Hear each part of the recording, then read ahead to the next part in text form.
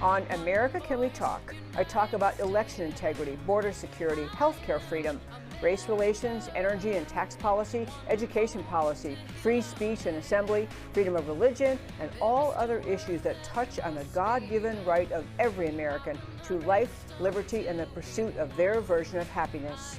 Stay tuned.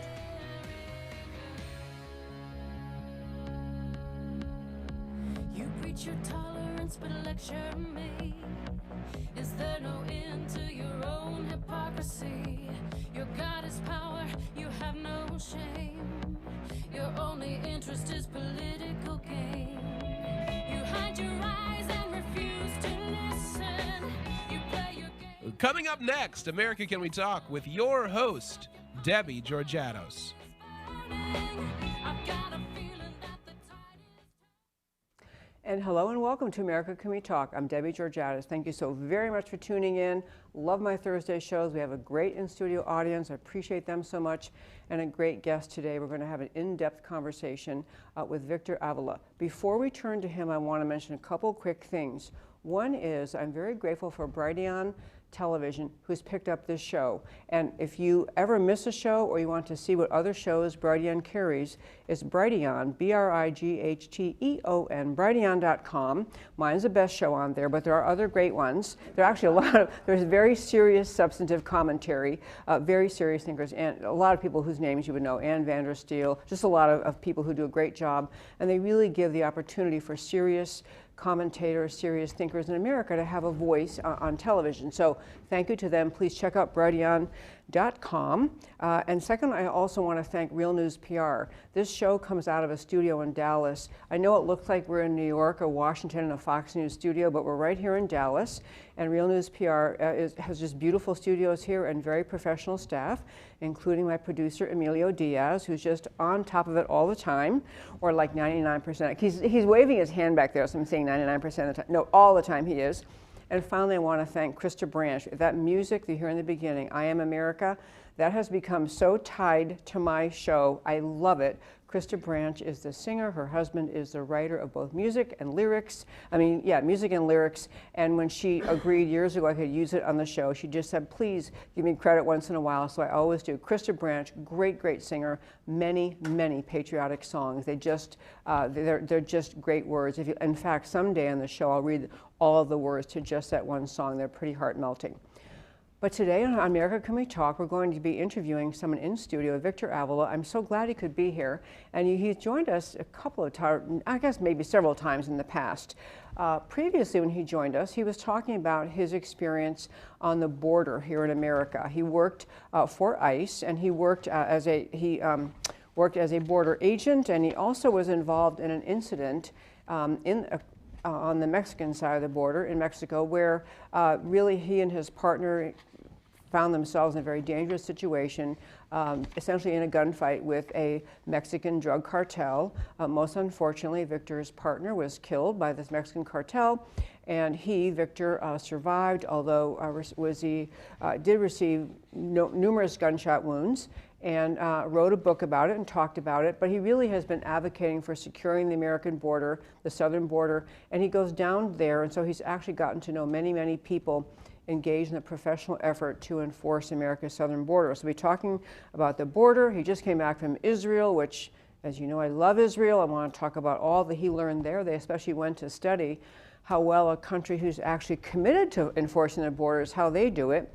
And then and the most exciting news is he's running for U.S. Congress from the great state of Texas. He's running from CD 23. He's already gotten an amazing endorsement, which we'll talk about in a minute. But that's enough introduction. Let me welcome to the show, Victor Avila. Thank you, Debbie. Well, thank you for being here. You are just, I know you're really in demand, which I'm happy that you're in demand. You really are, you're just on a roll. In fact, I'm going to turn to Israel first because, you know, I know I've mentioned to you, we've gone to Israel several times because my husband has a business partner there, so we've gone for kind of business reasons. But you went to Israel in part to study how a country that actually cares about their borders and enforces them, what they do. And you went with someone pretty special. So just give us an overview, if you would, of your trip to Israel and with whom you went. It was a 2-week tour, just got back last week. I was there with Tom Homan, the ex-director of ICE under President Trump, and in a great team that was there to give us a specific tour of border security the way Israel does it. Obviously, we got the Holy Land tour as well, because that was my first time there. But let me tell you, it is first of all, I love the country, and we went from corner to corner, from the most northern tip all the way to the most southern tip of the country. And so people can understand Israel fits inside the state of Texas about, I would say, about 10 times, about the size of New Jersey. And we drove all of it. And we got to actually go to every single border, the Lebanese border, the Syrian border, the Gaza Strip border, the West Bank, and the Egyptian border. And it's very dynamic and kind of I couldn't help but compare, obviously, everything that I was observing and getting the briefings. We got briefings from retired colonels, from active IDF members, and so we got incredible intelligence, some that I could share with you, others that they asked us not to, but it's the threat that they face on a daily basis. So they are arresting 20 to 30 terrorists on a daily basis in Israel, trying to come in from these different sides of the borders, either the West Bank and the Palestinian side. So you're talking about being aware and the importance that Israel faces and puts to its border security, something that I wish we would do in this country, because the similarities are eerie. It's about life and death, they say all the time. And I'm thinking, you know what? It's about life and death in our country as well, but somehow our legislators do not see it that way. So the terrorists that they deal with over there is Iran, through the sponsorship of Hezbollah and Hamas down in the Gaza Strip. Well, I call them different names over here. It's the Sinaloa cartel, it's the Cartel Jalisco New Generation, it's the Gulf Cartel. And they're terrorists in their own right because they're killing us, but they happen to be killing us with counterfeit pills and fentanyl and methamphetamine and human trafficking. And there's 1,800 deaths attributed to this administration for the last 2.5 years on the U.S. side of the border. That's real death. Drownings, hangings, people cooked by the sun, child endangerment. I mean, it's horrific what's happening down at the border. And so Israel recognizes that and is on alert 24/7. So we got to see different kinds of barriers, walls, full-on concrete walls that I liked. And they have a lot of fencing, a lot of sophisticated type fencing that it's not a wall, it's a very sophisticated fence with sensors and a lot of technology. They're able to detect where a person, an animal, anyone touched it at that point and able to respond to it immediately. And so I want to shift and bring that focus back here to the southern border. I love that, and we were talking before the show started. Israel knew from the time its founding it was surrounded by enemies, a variety of countries who just do not have Israel's, to say the least, have Israel's best interests at heart, surrounded by people who don't think Israel has the right to exist. And so they recognized it was an existential threat to have a weak border or a border that could easily be penetrated. Contrast that with America, and for a long time, I was up until 9/11, most Americans had the thought, a foreign country, a foreign entity of any kind, they wouldn't dare come here, especially after we had the victory of World War I, World War II.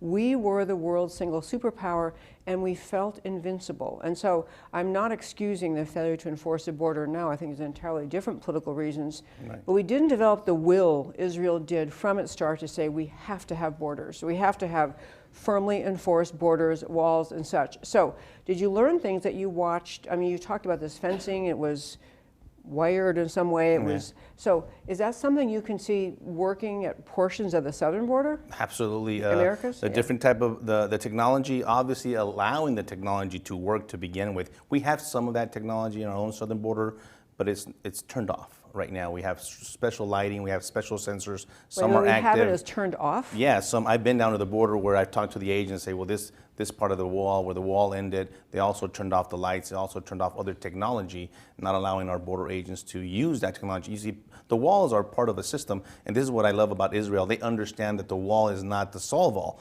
but it's the policy behind the wall and the enforcement behind the wall that they use as their tool. And it's a great tool when you use it to your advantage. Anybody could put up a barrier and means nothing if you don't follow it up with the personnel and technology behind it. But one thing I did see, and I would want to implement this somehow if I got into Congress, towers. I saw good old-fashioned, think of a prison tower. Hamas has a tower looking at us. They were watching us while we were there. Israel has a tower, and they're staring at each other 24/7, literally waiting for them to launch the rockets. And I'm like, you know what? I want to see a tower in our southern border.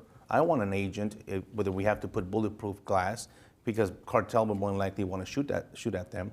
But I want somebody on that tower, and I want towers all along the border so they know that we're watching them as well. We need to send a message to not just Mexico, but the rest of the world that there's going to be a difference in enforcement and policy come 2024. So you were traveling over there with Tom Homan. He was a former ICE director, is that correct? ICE That's right. director? Yes. Yeah, and we're going to shift to your race for Congress in a moment, but he endorsed you, is that correct? He absolutely did, and that was a great endorsement I just received. Oh, it is a great endorsement. I mean, he is a name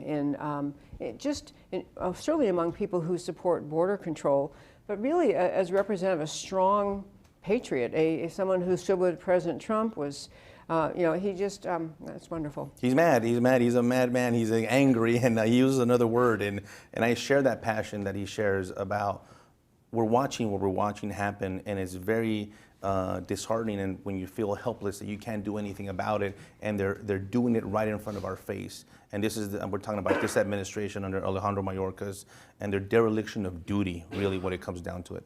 Oh, we're going to talk about that, dereliction of duty, and how far we have to go. I guess because we talked many times in the show about your work at the border. I will mention you are the author of a book, Agent Under Fire. I didn't find it quickly enough leaving home today. I was going to bring it and show it because it's a great book, but Agent Under Fire. But if you haven't read that, if any listeners have not, it's a great firsthand story. This is the author sitting here telling what it was like to work, certainly on the Mexican side of the border, being under assault from the cartels. Many questions remain about what happened that day, but we've talked about that other times. But right. I do want to urge people to read that book because I think it's more than just leaving your job at the border and moving forward and being a little bit critical. You wrote down what the problems were and what occurred. I tell people really quickly that the last part of it, you'll get a very good briefing. Even though I wrote that book 2 years ago, you'll get a really good briefing of what's happening on the border right now, because I talk about border security and solutions that I would bring in that book, and you would think I wrote it yesterday. I love hearing that. Okay, so you do travel to America's southern border frequently. In fact, I think a couple of times you've been on right after you've been down there. So right now, because I do think unless you live in Texas or some other border state, sometimes I think the heartland America thinks, well, it's probably not that bad. So how unenforced, that's a funny word to say it, but how unenforced is America's southern border? It's completely wide open, and I'm going to give you the briefing of what up to date today. And this is following Title 42. Remember, Title 42 went away, and all of a sudden they kept on talking about Title 8 kicking in.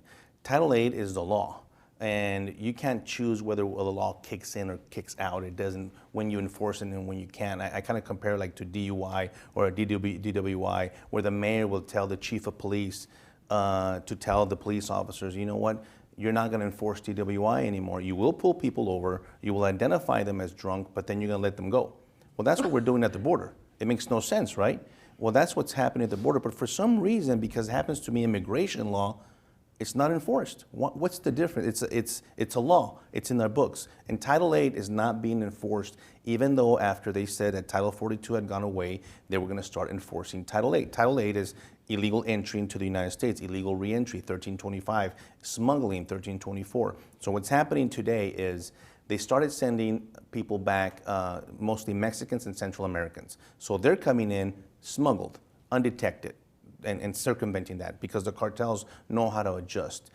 And the other thing that the Biden administration put out is, well, you know what, if you have a child with you, we're not going to enforce Title 8.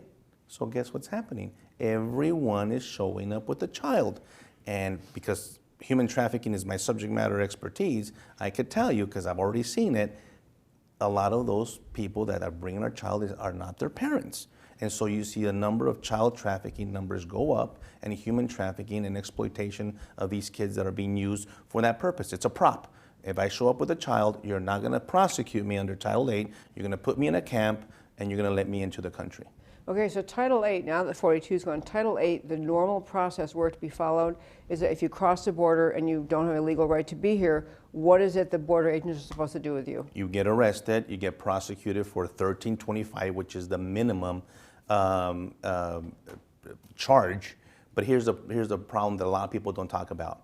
It's the Department of Justice that is under the same direction of this administration that have received the same instructions saying, don't prosecute. So even if you had the border agents say, I'm going to arrest everybody, I'm going to detain them, I called, just like I did when I had a case, I called the U.S. attorney on duty at 2 in the morning, whatever time, and I got a go-ahead. I have this case, I called the U.S. attorney, and if the U.S. attorney says, no, I'm declining the case, I can then have to let that person go. So that's what's happening right now. They called the U.S. attorney. The U.S. attorney declines prosecution. The border agents are left with the body there, whether it's a human smuggling case, whether it's just illegal reentry. And a lot of the times they'll try to give it to the sheriff of that county. Well, the sheriff doesn't have the resources, the space in their jail, right. And they decline the case. So the Soros-bought district attorney at the state level declines that case as well. So the bodies walk.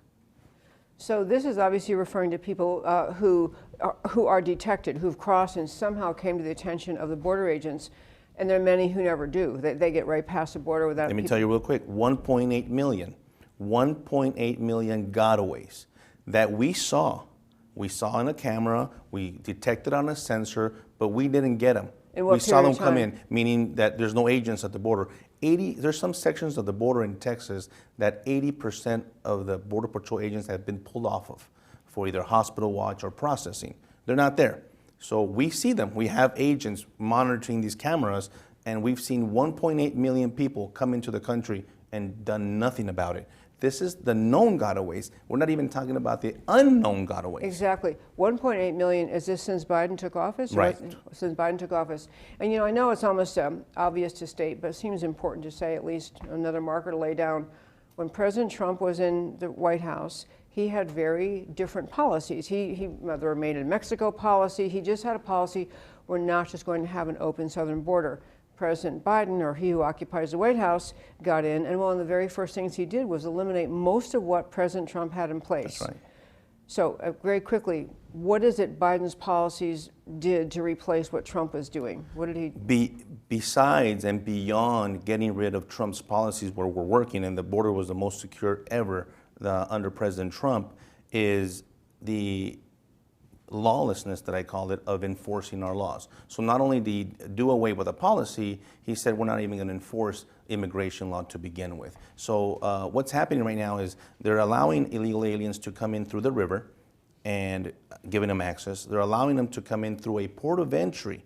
This is new. This started happening in the last year, where they're processing them on the Mexican side, giving them a parole, which is completely illegal. I had the authority as a special agent to issue paroles. Border Patrol has never had that authority, and they started giving that, issuing paroles, and then the administration got caught doing it, and you have to go through a port of entry. So then they said, okay, we're going to send the people, the illegals, through a port of entry, through CBP, who has the authority to give them a parole. And now they're coming in and they won't count them because now under the administration, they're legal. They're not counting them. They're not counting them as illegal. And so when Title 42 went away, those numbers, if you remember just a couple months ago, they dipped initially. And everybody thought, oh, they're good. It's over. It's great. It's not. Just last month, over 200,000 people came into this country illegally. Think about that number for the last 2.5 years. We're over 7 million people. More if you count the undetected gotaways. I say we're close to 7 to 9 million people in the last 2.5 years. And I want people to understand what that causes here and the ripple effect that affects us in Texas and the rest of the country. And every single state, they're having issues in schools now. They're having issues in the healthcare department. They're having issues, obviously, in the criminal justice system. We have police departments, police chiefs not knowing what to do, because now you have all these people, a lot of them under the control of the cartel, that the cartel wants their money. And they're going to get their money one way or another. And they're going to have these young single adult males do whatever they want them to do. Either sell drugs, sell fentanyl, get into a college and sell. There's a lot of drugs in the community college and universities, and you will have to pay their debt back to the cartel. Sex slaves and exploitation, sexual exploitation, and forced labor. A lot of it has gone up through the roof because of these policies. You know, a very quick story. I had another guest on the show who does a lot of public speaking, and he landed, I think it was in Florida, wherever it was, and he had a driver take him from the airport to where he was supposed to speak, and the driver happened to be an off-duty police officer, and he was telling the story. He was talking about his day that day, and he was going after the people who are the enforcers, and that means, it's referring to what you were just describing, when the cartels say, well, we helped you cross the border, so now that you're here, you owe us whatever number of dollars it is. It's a family sometimes. It's a mom, dad, and kids. So the mom is forced to work cleaning house or something. The daughter is sex trafficked. The son is doing something that shouldn't be doing. And the dad has a job. And the point of this guy telling the story, I think he told it on the show too, is that the enforcer's job is, if the father decides to run off, or the son or the daughter, if you run off and the cartel knows you still owe us money and you didn't stay where we put you, enforcer's job is to go kill the entire family. Yeah. And this is what the guy said. It says it's common, and I mean, you're speechless when you realize. And these are kind of the unseen stories that flow. I'll give you a quick one. Please do. A quick one. I was at the border in Del Rio, Texas. Young Nicaraguan, about 23 years old. Seemed like a good kid. I was talking to him. I said, how much did they charge you to come over to the cartel? He says, $8,500. I said, where in the world did you get $8,500 to pay the cartel? He said, I didn't. I owe him the $8,500. Where are you going? I'm going to Minneapolis.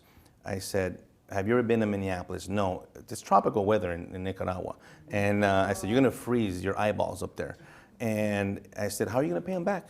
He says, I don't know, but I need to pay him $1,000 a month as soon as I get there. If I don't pay on time, it's a $300 penalty, just like a business. And if I never pay him, because I told him, who cares? You're in Minneapolis, you made it. You don't have to pay anybody. No, they're there. The cartel is there. You're right. The enforcer They're all over. is there. And if I don't pay them, they will kill my parents and take their house. What do you think this 23, even if he's not a criminal, even if he's not a bad kid, he will do whatever he needs to do to protect his parents and save his family. So he will sell the drugs, and he will do whatever they ask him to do.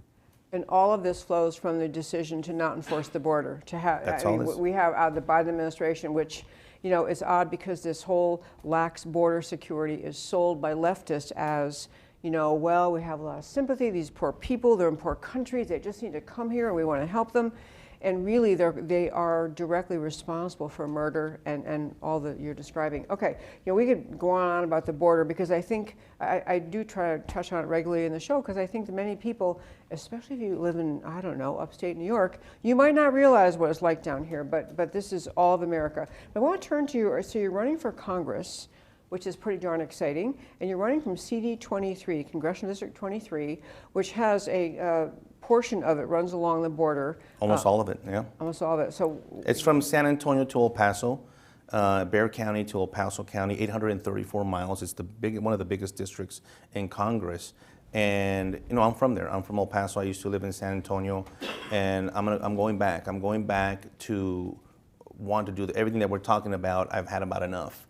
And I've had about enough with our elected officials that are elected, that they say they're going to do something and do exactly the opposite of what the people ask for. And so I'm running with first of all, I'm running, and we're going to talk about this, I'm running on my merit. absolutely, And you are. and Yeah. talking about affirmative action, what happened today. Okay. I'm running on my Well, merit, and I'm running on my experience, and I'm running on my word, and I'm running on my integrity. Something that has been lost in this country and in the halls of Congress. Now we have good people there, but we need more. And you've probably seen it and hear it in my tone of voice. I'm not afraid. I'm not afraid of politicians. I lost my fear on February 15, 2011. I answered to God and my dad still. And so I need to do that because it is not, the people of CD23 have been betrayed by the incumbent there. These are their words, not mine. He got censured in March because the people started recognizing, they say, wait a minute, you're telling us this good, all the good stuff, and it sounds great, but then you go and vote completely opposite with the other party in DC, and it's not jiving with what you're saying. So they're paying attention and they've woken up. There's a lot of that going around. The politicians' votes, not jiving with what they say when they go home. So this is the district. It is now, this district is majority Hispanic, is that Yes, correct? yes. And the incumbent's Republican. And Yes. So you're running against your In incumbent. name only, sometimes I would say. Oh, yeah, okay. So what is the reason to start with that you have, in your view, that you have a Hispanic majority district that elected a Republican to Congress? I mean, what even got them, because I assume for a long time that area more or less had Democrat representation. Great question. It's actually a R plus 5, plus 7 in some areas, meaning it's a strong Republican district. The way they cut it out for the last election and they redistricted, it's the outskirts of Bexar County, so you avoid all the blueberry of San Antonio. It's the outskirts of El Paso, you avoid the blueberry of El Paso. And let me tell you, I've been to Alpine and Del Rio. These are very conservative Americans that are frankly tired of seeing what they've seen the last, not only all their lives that they've been there, they're ranchers, but the last 2.5 years they've had about enough. And then they get somebody with the incumbent thinking that they were going to finally see some results, and he challenges and blocks single-handedly the border security bills that are presented in Congress, and votes for January 6th committee, and votes for the omnibus bill, and votes for same-sex marriage, and votes, I could go on. And so what I want people to know is that what you see is what you get with me. Oh, I know. I actually know you fairly well. That's exactly true. I mean, it's a compliment to you. So I want to go back to this. So this is a majority Hispanic district. They elected a Republican Hispanic, and he's really turned his back on what he promised on really serious issues. This is not like a minor tax policy that he turned his back on them. So, and I did not know this, you just said it. He blocked border security bills? So the big HR 29 brought by Chip Roy sent it to me and sent it to Tom Homan. We reviewed this bill, and it was great. We gave some recommendations on some wording and some definitions. And it was I wish that bill would have been passed as is, but you have to beef them up, because as soon as they go through the committees, they're going to water down these bills. Right. So we understand that. So it was very well beefed. I'd rather have passed it the way it was. But the incumbent blocked it, single-handedly blocked it, and was proud to tweet a tweet that said "Kill Bill," like the movie Kill Bill.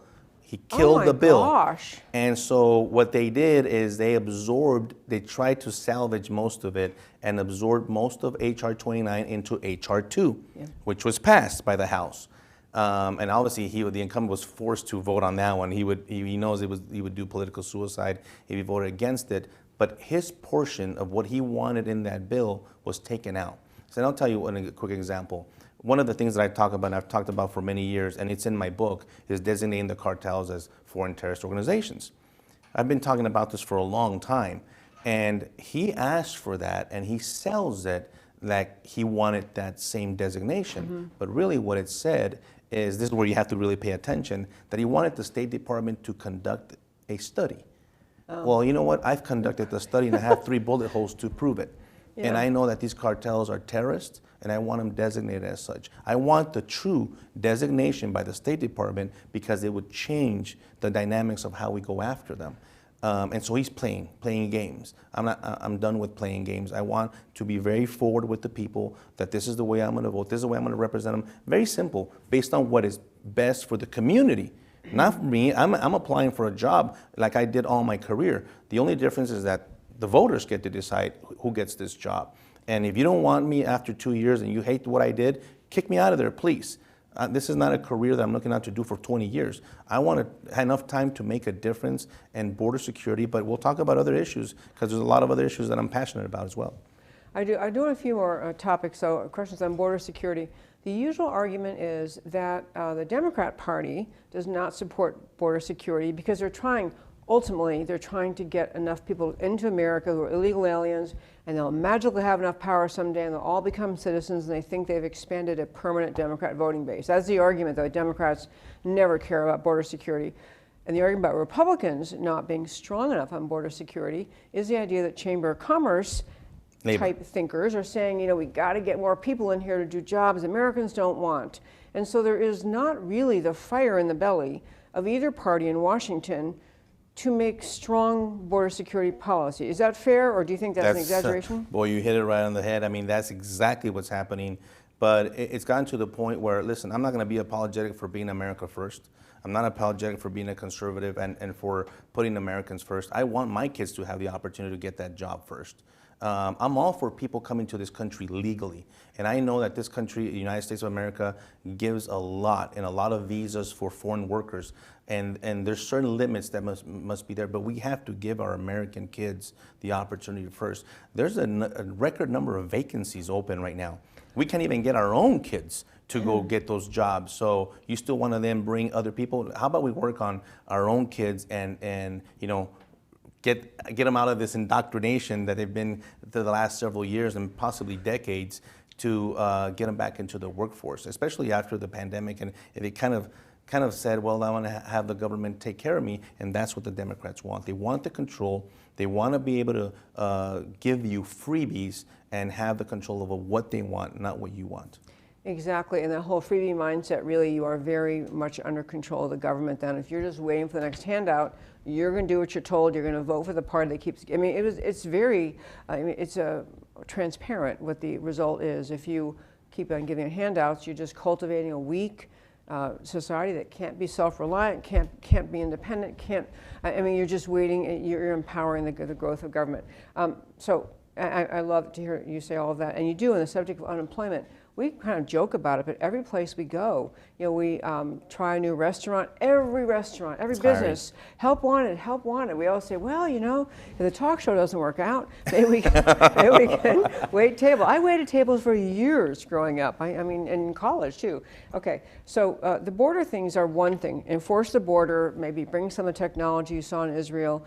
But there are other things about immigration policy. They almost don't get talked about because we're so focused on watching things pour across the border. Can I mention one? Absolutely. You're not going to hear this, and you're going to hear this a lot, and it's called overstays. We have millions of people in this country that have come from countries that are visa waiver countries. They don't need a visa to come into this country, like Spain and other countries. And they just come in and overstay their visas. And for some reason, they're treated differently because they happen to come here on an airplane versus coming in and waiting the Rio Grande River. You're still illegal. But I tell you what we need is enforcement. And people are like, you can't deport 28 million, however many, we have no idea how many people are in this country illegally. It's not about that. It's you have to start enforcement, especially in the interior of the country, and you start with overstays. And you start going and pick up overstays. And that's very easy because we have their information. They came here on a visa. It's very easy to track them. We start tracking them down. You start sending back and deporting these overstays. Let me tell you what you're going to do. You're going to send a message to the rest of the world, and they're not going to do it. But what will happen is there'll be a number of self-deportations.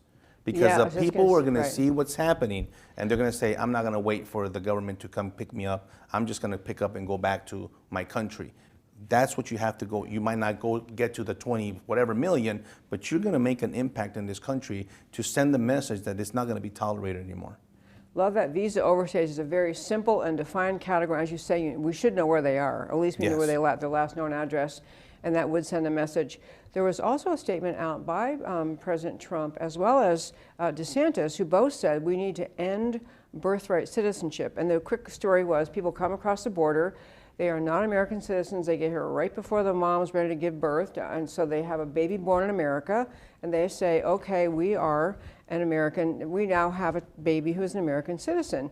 And we have the issue has not been resolved by the Supreme Court. No. I've been over this. So it's a Supreme Court issue to see whether or not Congress could even make a definition like they're trying to. But what's your thought about that? Should Congress, you want to run in Congress, should they try to make an effort to say no to birthright citizenship? And I think you have to be very, very specific on that type of person. I was in Del Rio last year and at one of the NGOs, 90% of the women were over 6 months pregnant. So there I support it. There I support that. You're coming specifically to have, you're already 6 months plus pregnant to come over to this country to have a child. I would support a law, a birthright ending. Yes. Ending birthright. Yes, but it has to be very specific because I think that if you're already here under different circumstances, then it's okay. But these people, 90% of them were pregnant. Some were 8 months pregnant. And, I would do the same. If I lived in Venezuela and I was like, well, why not? The border's open. I'd rather have my child be born there. But that's the reward. That's the compensation that they're getting. That's why the magnet is still there, and they keep on coming. Yeah, I think the other thing that would make, and I believe probably anyone advocating these ideas, we have had a state of the law in America where birthright citizenship is mentioned in the Constitution, or anyway, there's a constitutional provision that seems to make the argument It's called, okay. in the immigration, So, it's called just solely. right. Yeah. So if you have been here, if you were born here, and under the assumption the law meant if the baby's born here, then they're a citizen, I don't think you can retroactively go back and say, never mind, you're not. But I No. think it'd be prospective, just Correct. saying from now on, don't think if you come here legally, if your mom comes here legally and you have a baby here, don't think that baby's a citizen. I just think it's a matter of, well, I'm in favor of it. I'm in favor of just saying we're going to stop this practice because it's fallacious, it's misleading, it's not what citizenship really is. Well, and you have to shift I talk about this all the time. Why has the burden been placed on the United States of America? Why isn't the burden placed on Guatemala and Honduras and Mexico and Brazil and Venezuela? Why isn't the burden placed on their governments to take care of the people? And I want to shift that burden back to them. That's why as Congress, I want to go to Mexico and have a different conversation in Mexico with the president of Mexico than the one that the incumbent in this district went to Mexico with a bunch of Democrats. And they went and sat with the president of Mexico and had a really nice conversation about water rights. I don't care about water rights. I care about the safety and security and national security of our citizens. And I care about the killings of the cartels. And he didn't talk about that? You know that under this president of Mexico, he has already broken the record under his presidency, over 154,000 homicides. Think about that. If you do the comparison per capita, we have 330 million people in the United States. There's only 110 million people in Mexico, and there's over 154,000 homicides, and 86, on top of that, 86,000 missing people, adults, missing because they've been dissolved in a 50-gallon tank with acid. You can't find them. So this is horrific. But we're experiencing that already here in Chicago, in Maryland, in Denver, in LA, in all these, New York, in Dallas-Fort Worth. Look at the crime rates in downtown Dallas and Fort Worth. And you're starting to see these shootings and what's going on. A lot of it is tied to organized crime from the other side of the border. Absolutely. On the subject of immigration policy, it's sad that all that's really happened last several years is focused on the border and ideas of really addressing immigration policy. There are, essentially two ways these people have they did not make the legal application to come here and pursue citizenship. So they're either seeking asylum, they're already in America, and they're saying, now that I'm here, can I stay? And then people who are refugees, who are not in America, but they want to stay. In either case, the standards they set up for, you're supposed to demonstrate that you're persecuted or have a fear of persecution based on your race, religion, nationality, social group, or political opinion. So that's what our law is. And some people say, well, there's just so much poverty in the world, we have to expand the categories of which allow people to seek asylum. But they did. They already expanded it without going through any Congress or approval or legislative process. They've expanded it. They are including those people now for economic reasons, which clearly is not. But should that be the case? Should they get asylum because of poverty? No. I mean, this is the world we live in, and people are like, how can you be so inhumane, Victor? How can you're not a compassionate person? I'll tell you where my compassion is.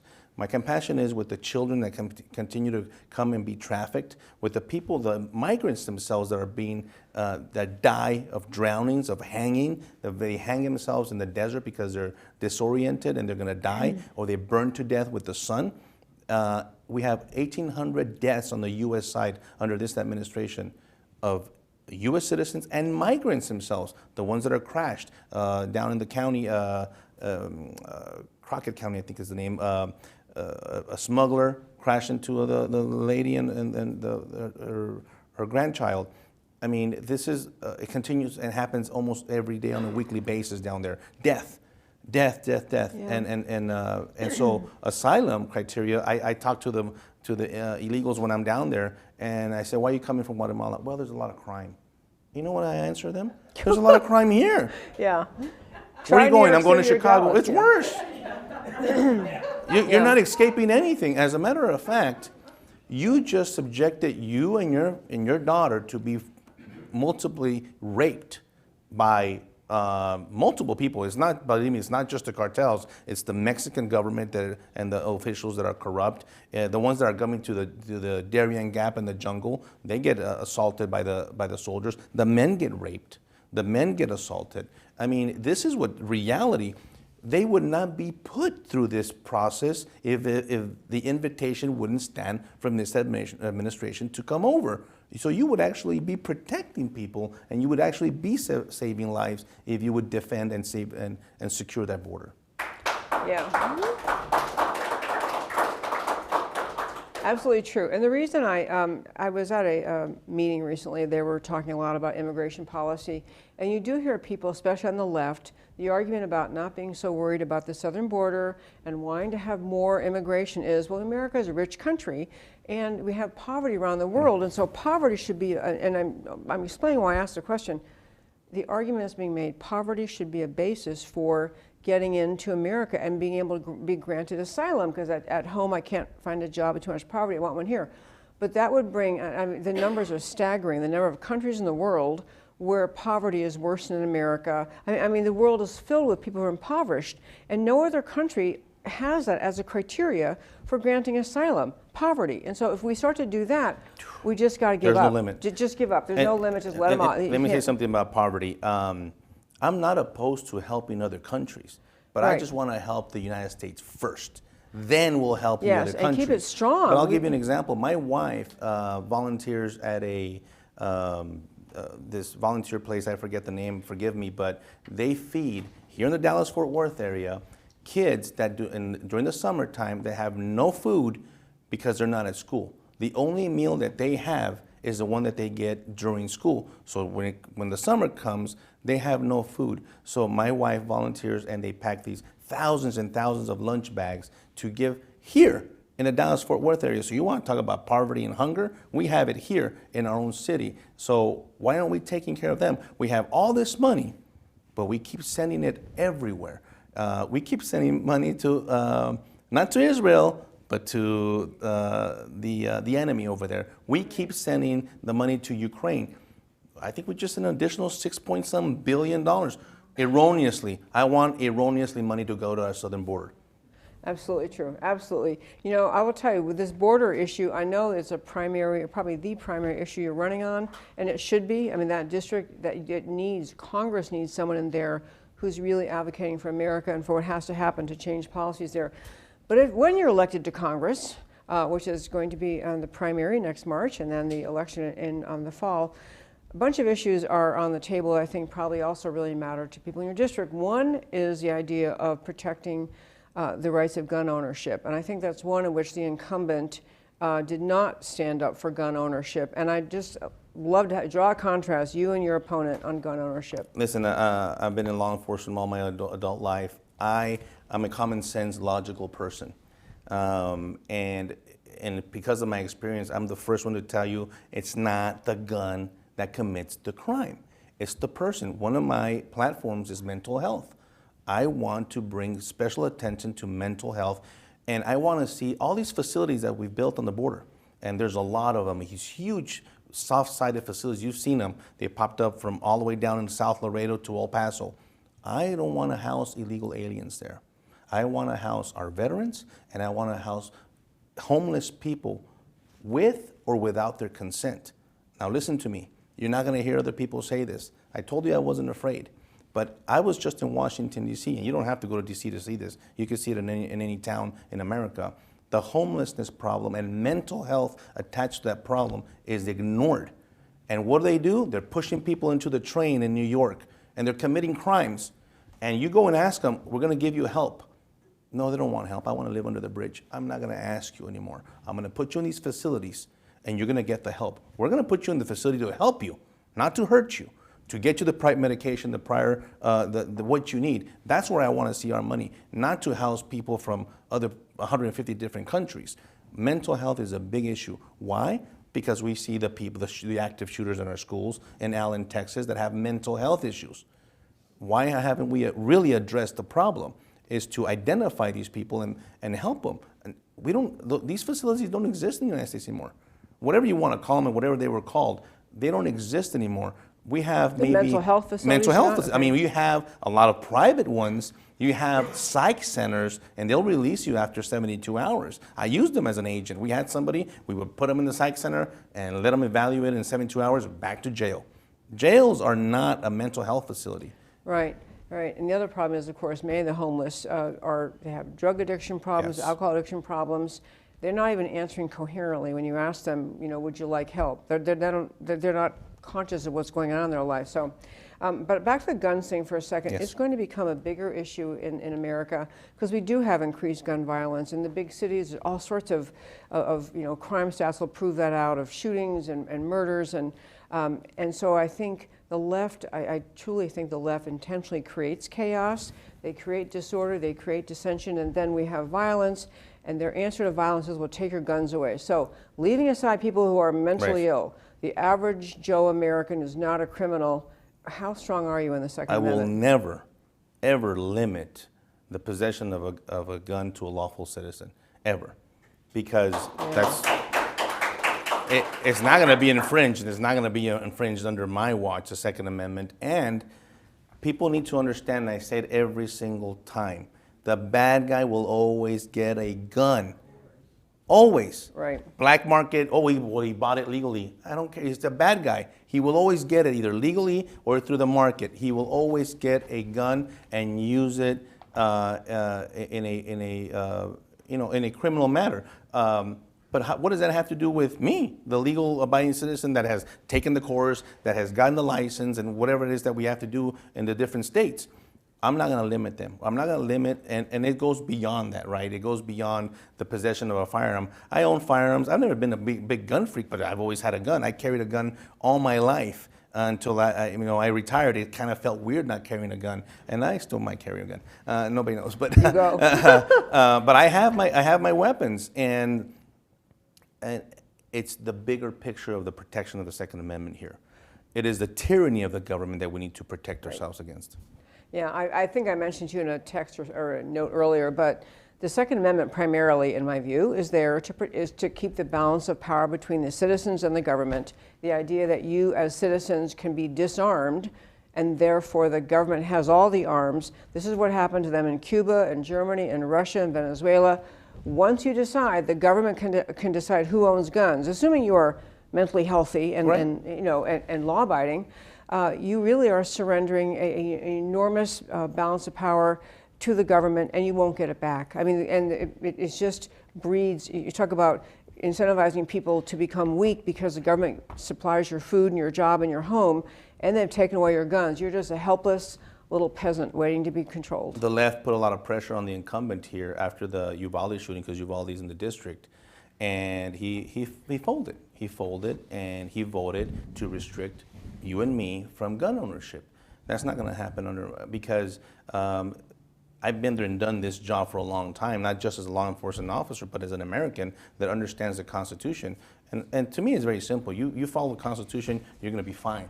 And it's when people divert from the Constitution and ignore it, which we're seeing right now. I keep on saying this term upside down and backwards, because that's how I feel.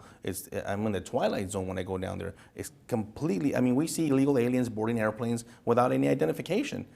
And it's something no one in this room can do. No one.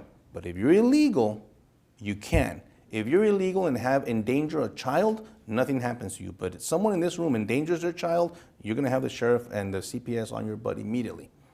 Absolutely true. We in this show, on our Thursday shows, we allow our audience to ask questions, and there is a microphone, which we'll go to that. I'm just getting your voices warmed up out there if you have any questions. I do want to ask one thing. There was a Supreme Court decision that came out today, and it was essentially outlawing affirmative action in college admissions. To many people, it's a long time coming. It's ending kind of legalized discrimination. Other people, we need to do more to fix the sins of the past. We have to affirmatively push colleges. The colleges in question in this case, Harvard and UNC, were the two schools whose policies were reviewed by the court. The court broke down, pretty much along political lines, a 6-3 decision. conservatives supporting in the majority saying we're going to end affirmative action. What's your read on that? What do you think? I support it 100%. I'm glad they did it, especially talking about Harvard. Why would I admit someone into my college based on race or based on the color of their skin? And that's what they want. That's what the left wants, because this is what their narrative have been, and identity politics for I don't know how many years. I'm not applying to be a U.S. congressman and tell you have to hire me because I'm a Hispanic. That was the last thing you're going to hear me say. I want you to hire me based on my merit and my experience. That's the way I want my kids to be judged on their character. I think somebody said that, right? Like somebody in history, yeah. But this is ridiculous. This is the great decision by the Supreme Court. This is the shift that we need, and most Americans feel this way. Now the left is thinking, oh, we're under attack because they're not. I'll tell you what the real problem is, and especially with the universities. It's a socioeconomic problem. You have these endowments of billions of dollars that these universities have. You need to give the money to the poor. So the poor happen to be black and Hispanic. Why don't you give them the money to have the opportunity to come to your university? You already took away the SAT and ACT scores. You don't care about their qualifications. You only care about what box they check. And for some reason, if they're Asian, because this whole started with the lawsuit with Asian Americans, well, they happen to be very smart and they happen to excel. And I have no problem with people excelling. I have no problem with people excelling in school, but they need to get in there based on their merit. Merit, yeah, the whole thing about merit. Okay, well, I love that decision too. And it was a really funny thing because for a long time, affirmative action was pushed. Well, we're correcting the sins of the past, and because we did have slavery, we've had and no society, since the beginning of time, has been free of discrimination. It's kind of inherent in human nature. America's done a far better job than any other country in the world.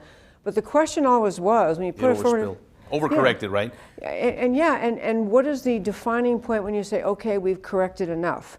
That mean, when is it you say, okay, well, we did have sins of the past, but now we have affirmative action. How do you ever get out of it? So finally to say, we're just going to go on merit. It was a beautiful thing. I want to give you a quick example about that. When I was at the school board, they're hiring. I was a volunteer there and trying to hire new teachers for the school district, and the left kept on insisting that they want to hire teachers that identify with the students. Like if they're Indian, they want an Indian teacher. If they're black, they want a black teacher. And I said, no, why don't we hire just the best qualified teacher? That's what I want for my kid, the best qualified, like the one I grew up with, right? I grew up in 84% Hispanic in El Paso, and my favorite teachers were black and white. But I didn't care, and neither did my parents. But the left has done that at the schools and at work and the corporations. All of a sudden, the corporations are, well, we better have to have a certain percentage of black people and a certain percentage of Indians and a certain percentage of, why? Why don't we have a certain percentage of the best qualified and make that our corporation? Yeah. The obsession with race is so unhealthy, so divisive in this culture. Okay, so we have opportunity for questions. There's a microphone right there. Just want to remind you to speak right into the microphone so it can go out on air and not just be heard in this room. I applaud you for running for office and for the stand you take and for your character. But what I want to ask you is different. Different than the U.S. government. Because we're in Texas, we thought a year or so ago, Greg Abbott was all over the TV and everything talking about how Texas, he was going to close the border. What's your take on the fact that he didn't do anything? No, and I have very strong opinions about that, and I'll tell you the truth. It's politics. I don't know why. People ask me all the time, why hasn't Governor Abbott stepped up and done the right thing and really adopted the Constitution under Title I, Article 1, Section 10 of the Constitution with the real declaration of invasion through the legislative and take action at the border with our troopers and our National Guard, meaning you're going to repel people from the border and not allow them to come in. No matter what Border Patrol says, no matter what, we're going to adopt that federally. It didn't happen. Now we have Operation Lone Star, which is a great law enforcement operation, because at least we're grabbing some of those people, but they're already in the state of Texas, the smugglers, the gunners, the gun runners, and the dopers, and the human traffickers. Well, we're grabbing them like left and right. Why? Because they've been allowed to come in. But Operation Lone Star is not border security. They sell it as border security, and we're sending billions of dollars in this state to Operation Lone Star and calling it border security. It's not. I have a different definition of border security. It's at the border, not 100 miles inland in the county. But that's, at least we have some kind of enforcement, and I'm okay with that. But we need to be able to, people need to understand the difference. When he declared the declaration of invasion through Twitter, I went the following week. The troopers down there had no idea what was going on. You know, and I come from a law enforcement background. There has to be an operational plan. Where are the buses? Where's the system that was set up under this declaration? It wasn't. It meant nothing. And this barbed wire that you see there, and the razor wire that you see right now, and they've repelled 200 people, but allowed 300,000 in, you're not going to convince me otherwise. You have Border Patrol doing it on the federal side the same way. You have the sector chief, Gloria Chavez, down in the Rio Grande Valley, standing in front of an airplane where they're sending back 300 Guatemalans. But you let 900,000 in. It's propaganda, and I'm tired of it. Yep. Thank you. Amen. Any more? There you go. Hi, Victor. Hi. I was wanting to know, you just had a campaign, was it Land Commissioner? Mm-hmm. And I'm sure you developed some tactics of how you were going to get people to vote for you. What's your plan for your campaign, and how do you think? I put a Border Patrol agent in prison and a U.S. Customs Inspector, CBP, in blue in prison. Corrupt. It exists. It's important that people know that it exists. And there's a lot of money flowing down there by the cartels, billions of dollars. And yes, they do get to our officials. They get to our sheriffs and sheriff's deputies that have a lot of interaction with the other side. It does happen. We cannot ignore it. Politicians, possibly. Why not? I think the NGOs are an extension of the cartel. I think there's a lot of money laundering going through the NGOs. That's one thing I would stop immediately. I'm going to strip them of their C3 or C4 status immediately. Yeah. Okay, I think that might be it. This is a terrible thing to ask you a serious question right at the end, but I do want to quickly say, so do you think that the failure to enforce the southern border by this administration, is that by itself something that Congress should be considering impeaching the president over, just over that? We have a laundry list to impeach Joe Biden, including Alejandro Mayorkas, the Homeland Security Secretary. They should be impeached. They should be removed. The Republicans in Congress need to send a message, just like the Democrats do to us. You know, they play nasty. They play dirty. And I'm okay to get dirty, and I'm okay. And I'm not saying I want to play dirty, but we have the law on our side. We have the rules of engagement on our side. We have the Constitution, and their dereliction of duty from the border, from corruption, from bribery, and all the laundry list of Biden crime family and Alejandro Mayorkas not standing up for what's right should be removed.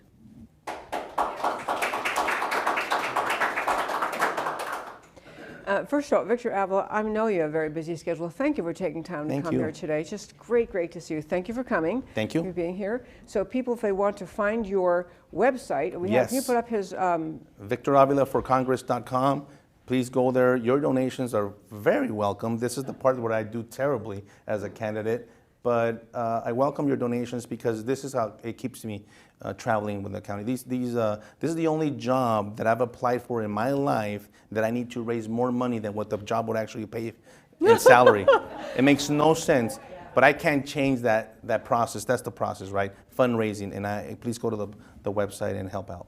VictorAvilaForCongress.com. Yeah, I do urge all of you, all listeners, to do that because it does. You know, you have many people who run for Congress for wrong reasons and even selfish reasons. And I'm been around a lot of candidates, interviewed a lot of candidates. This is a guy who's absolutely serious about the right issues, taking the right positions on the very serious issues. And if you're here in the great state of Texas, you got to know border is one of the biggest issues we face, or lack of border security, and someone who is familiar with what happens on the border and how it can be fixed. It's a very important campaign. So if you like to donate to candidates, this would be a great one to look into. In fact, their website's very good. Your website's really good too. It's VictorAvila.com, and you're on Twitter at Victor Avila TX on Twitter. Follow me there. I put a lot of information as well. I noticed that this morning, yeah. Okay. So again, thank you so much for joining me. Thank you for being here. Thank you.